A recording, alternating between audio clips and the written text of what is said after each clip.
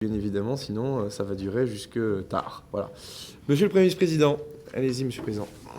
Monsieur le Président, mes chers collègues, je m'exprime à deux titres, en mon nom et au nom de Martine Saint-Laurent, qui malheureusement a dû nous quitter en début de séance pour des raisons familiales sérieuses. Alors, j'ai peut-être droit à 6 minutes, je ne sais pas. Exceptionnellement, je vais essayer d'être très rapide. À titre personnel, moi, je vous remercie vraiment de ce que j'ai entendu ce matin. Le rappel des fondements de notre institution, des ambitions que nous avons pour notre territoire, ce qui nous éloigne un petit peu de ce qu'étaient les débats d'orientation budgétaire, qu'on vivait avec une certaine décontraction en se disant les choses sérieuses vont commencer au moment du vote du budget. Là, on est sur des généralités dont on savait qu'une partie de l'inspiration venait aussi de nos photocopieuses, puisque parfois on retrouvait des paragraphes entiers de ce qui avait été fait l'année précédente. Alors, si c'était des vérités éternelles, pourquoi pas ?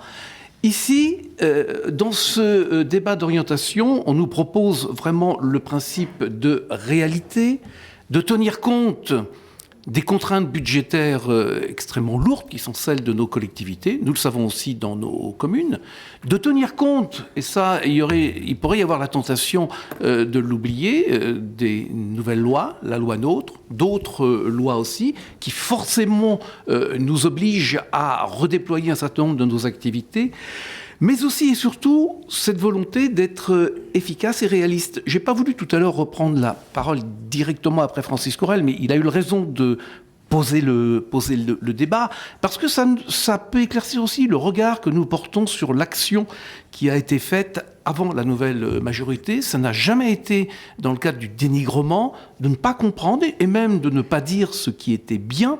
Il est effectif, on échangeait tout à l'heure sur la politique des bourses. Il y a des étudiants qui étaient contents, des familles qui étaient satisfaites.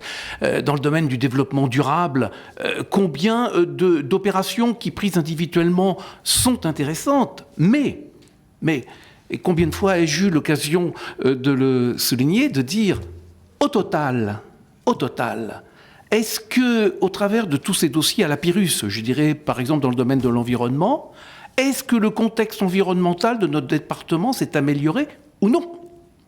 Est-ce que, à côté des décisions que nous faisons en matière d'emploi, est-ce que nous avons ou non amélioré la situation de l'emploi dans notre département ? Au-delà de la question des bourses internationales, c'est important.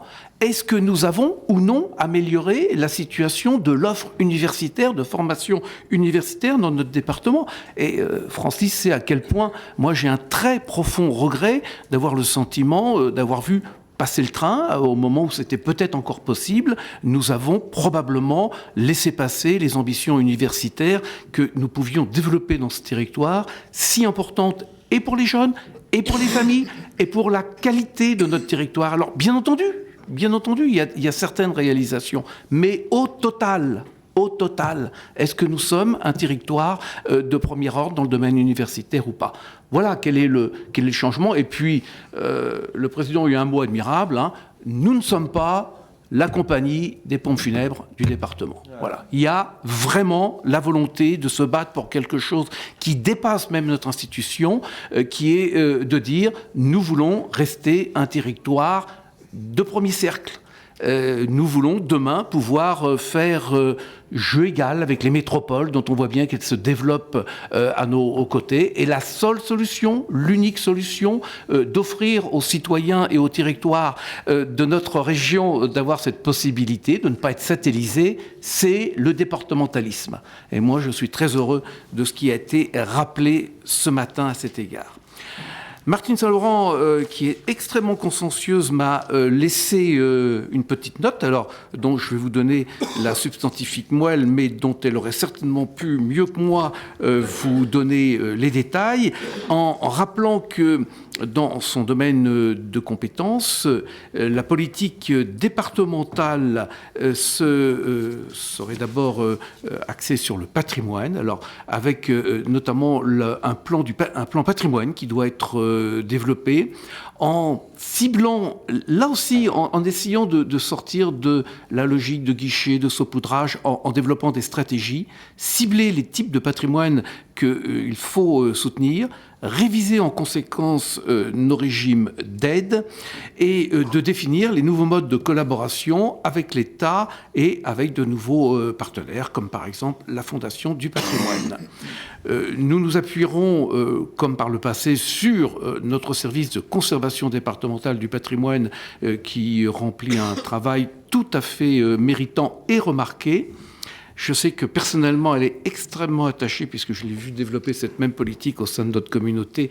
C'est la politique de lecture publique. Pour une ancienne enseignante, c'est peut-être tout à fait normal qu'elle y soit attachée. Mais là aussi, principe de réalité, de dire il faut que nous procédions à une évaluation de cette politique. Nous ne devons jamais nous abstraire de la volonté de dire ça a marché, ça ne marche pas, ou quel est le degré d'objectif que nous avons pu atteindre.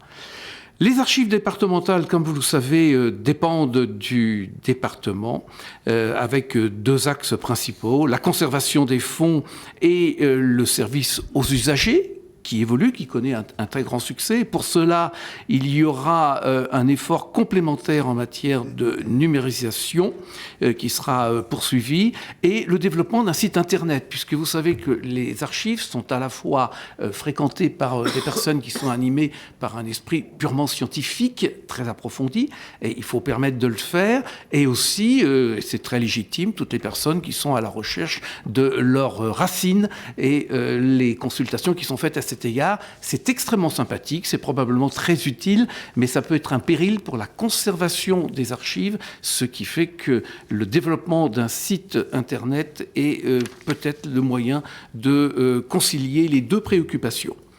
Dans le domaine artistique, il est rappelé que l'impressionnisme continuera à être l'un des leviers principaux de notre action, avec notre participation au musée des impressionnismes de Giverny. Culture.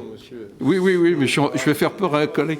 Je vois qu'il grondait un peu, mais non, je plaisante. Et la participation au festival Normandie Impressionnisme. Les partenariats culturels seront également maintenus. Le festival Terre de Parole, qui est porté par Art 276, et la création de l'EPCC... Voilà, vous empiétez complètement sur la délégation de M. Rasser. Bon, que vous vous mettiez d'accord, je te laisse lire le reste. C'est bien, c'est concret. Bon, voilà. Scène nationale. Le développement culturel territorial, c'est pas chez toi, non? Ça va? Si, tout ça, c'est délégation de M. Rasser. Je me tais, je dois repasser mes 5 minutes et tu prendras la parole sur ces thèmes-là. Merci, M. Lejean. Merci. Monsieur Duché. Oui, merci Monsieur le Président.